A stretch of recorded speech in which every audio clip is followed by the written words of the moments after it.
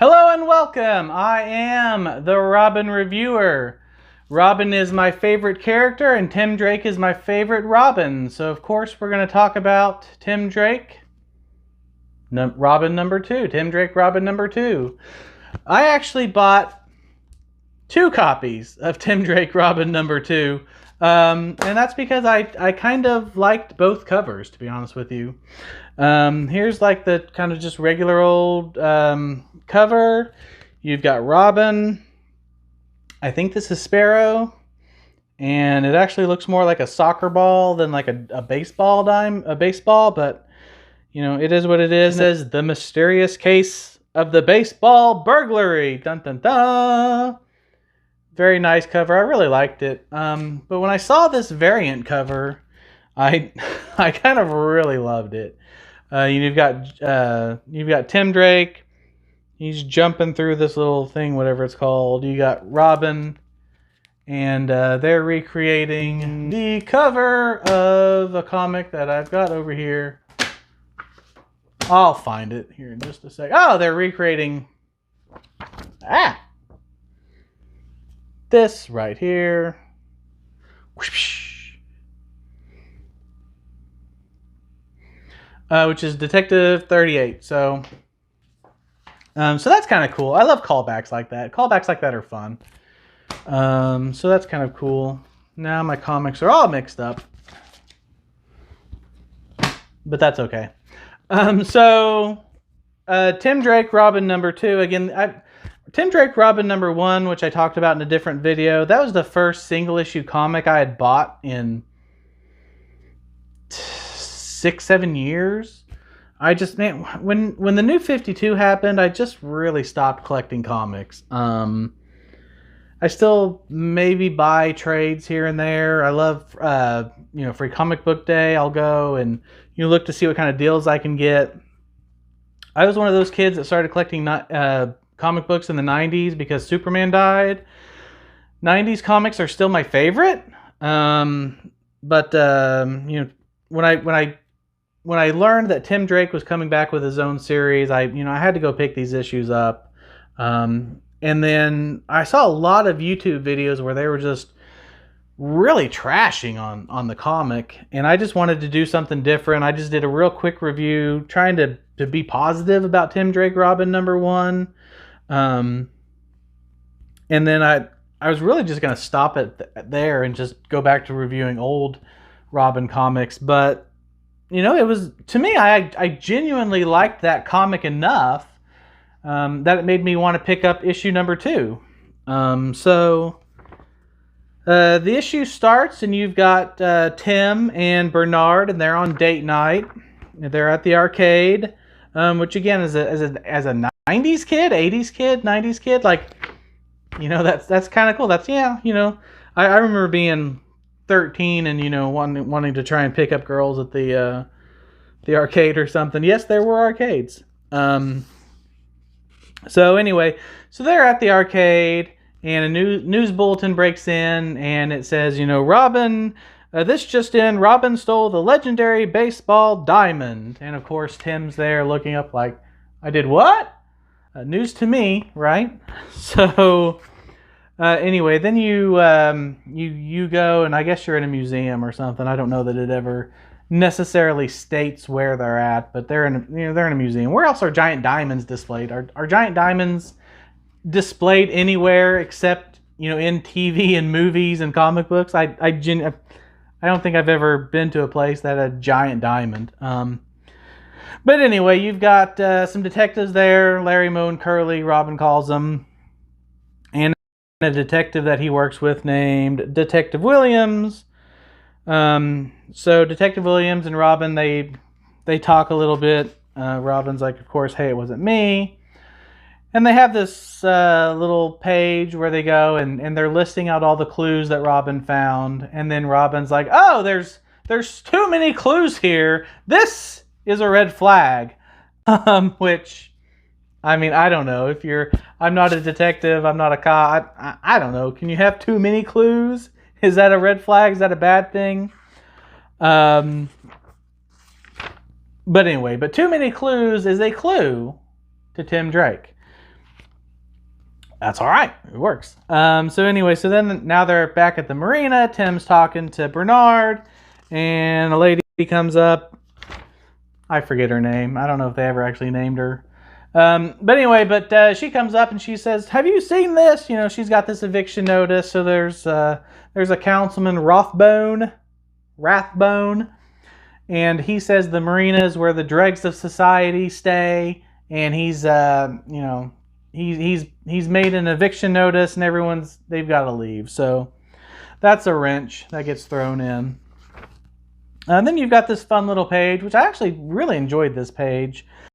And it's, I believe this is Robin and Sparrow, and it's got different little vignettes, and, you know, it's like a 40s detective noir, and it's got like a Scooby-Doo reference, and a Sherlock Holmes reference, and again, they're talking about these old detective stories, which, again, Tim Drake, Robin #1, had that, Edgar Allan Poe, what was that, Murder at the Rue Morgue or whatever that they referenced, that Tim knew about, that made him realize, you know, what was going on. But anyway, they have that fun little vignette. Again, that I thought was a fun page. That was good artwork too. The artwork's actually growing on me. I know in Tim Drake issue #1, a lot of people panned the art. And again, if you go back to that video, I was like, it's all right. You know, I can't draw, but this artwork's actually kind of growing on me. So then they go, and now they're at the library, and, you know, Tim's trying to find these old detective stories, trying to get clues and stuff, and the librarian's like, oh, these books sure are popular. I've been going up and down the ladder, you know, pulling out these books. And so Tim's like, they're popular. You know, these are 160, 50-year-old stories. Why are they popular? So he goes, and they're trying to figure out who all has checked these books out. While they're doing that, they hear this scream, and their librarian friend has been murdered. And then, a quick side note here, this page already fell out. Like, I read this comic like 2 times, and this page already fell out. So, as somebody that was in printing for several years, that just hurts me. Like, I'm like, it's 10 pages and a staple. Like, that should stay there. I've got 90s comics that I've read multiple times over the last 30 years that stay together. So, I don't know. Like, is that just how modern comics are? Or did I get a bad issue? Anyway, so the librarian's been murdered. So Tim goes, and of course, and he sees a little juggling pin. Of course, that's a clue. And then he says, "I'm out of here," and boom, he jumps out the window. And I fully admit that this is where that first part, solid, good story, good artwork. I really enjoyed it. This second half, from this point on, I kind of got lost, and I read it multiple times, and I was like, "Is it my ADHD? Like, am I dumb? Am I not following it? Is it because I haven't been following the comics?" Like, I was lost. I was like, "What happened?" And I didn't want to go look up a summary online because I didn't want that to affect how I gave my review. So again, I may get this part wrong. I don't know, but I think he goes back to the museum, the scene of the crime. There's this kid, Gus, there. Maybe this kid has been in other issues. I'm not sure. Maybe he's a brand new character. I'm not 100% sure. Anyway, Gus has a bat, and he says, you know, he's got to protect himself. And Robin says, you know, "Give me the bat." And Sparrow shows up and says, you know, "Why are you still in this kid's bat?" And Robin looks up and he sees this stained glass, and it's, you know, the Magi giving gifts to Jesus. And then, you know, the kid is going to a bank to retrieve something from a safety deposit box, and Robin shows up and scares the kid. The kid's got a knife, and, you know, Robin's chasing this kid. one of the detectives from earlier that Robin calls Moe. He had called them Larry, Moe, and Curly from the Three Stooges. So he calls this one Moe. You know, he's after him. This kid says that, you know, he wasn't trying to harm Robin or anything. Someone had just paid him to go retrieve this from the safety deposit box. You get a picture of the villain. And again, I haven't really been following comics, so I don't know if this is someone I'm supposed to know. But he's kind of dressed like Robin. He's got this red shirt, and he's got all these masks, and there's a hook by him, and microphones and stuff. And I was very lost. Robin also starts talking about belonging. Like, belonging becomes this theme towards the end, and he's like, you know, he finally says, you know, oh, I belong because Gotham needs a Robin. Again, that seemed kind of inserted towards the second half. And then all of a sudden you see 3 Robins. There's gunfire, and you see these 3 Robins, and it looks like Damian, I'm guessing Stephanie, maybe a young Dick Grayson. That second part of the comic, I will say, I got completely lost.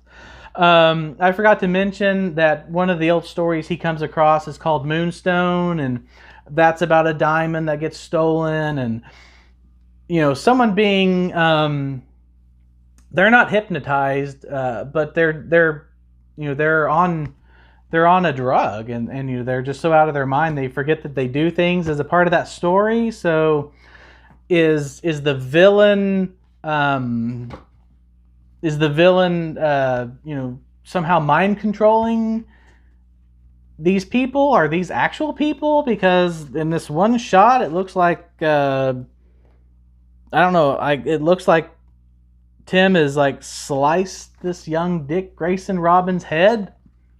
Like, he looks like the Canadian characters from South Park. I mean, that's how I genuinely enjoyed the story overall. I thought the first half was really good. It flowed really well. It was interesting. It set things up well. That second half, after he, you know, leaves the library after Miss Jen, the librarian, was murdered, it really fell off for me. It was confusing, and again, I may have missed something. It may be because even though I read it 3 times, my ADHD kept me from comprehending it. It may be because I've not been following the comics closely.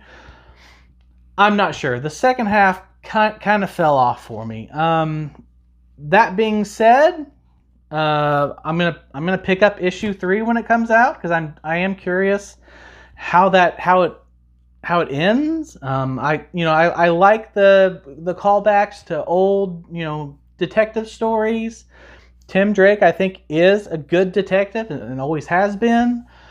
You know, something that I would like to see more of is, you know, when I was first reading Tim Drake, you know, he was always really good with technology. Right there at the beginning of the 90s, technology was changing. The internet was becoming more and more popular. Tim Drake was always really good with technology. You know, here you see him at I think actually Sparrow was at the keyboard. But it would have been nice to see him, you know, use some of that technology, you know, somehow find a way to, you know, to track down who this person was using technology. That would have been cool. But you know what? I'll pick up issue 3 here in another month, and you know, we'll see how it plays out. You know, it's an alright storyline. You know, I want to try and, as much as possible, stay positive about these books, because I do love the character. And this iteration of Tim Drake isn't the one I grew up with, obviously, but it's, you know, it's still Tim Drake. There's still a lot there to enjoy. The other thing I was going to say real quick before I end, dropped it. Like I said, I bought both covers. So the regular book is $3.99. The one with the variant cover was $1 more.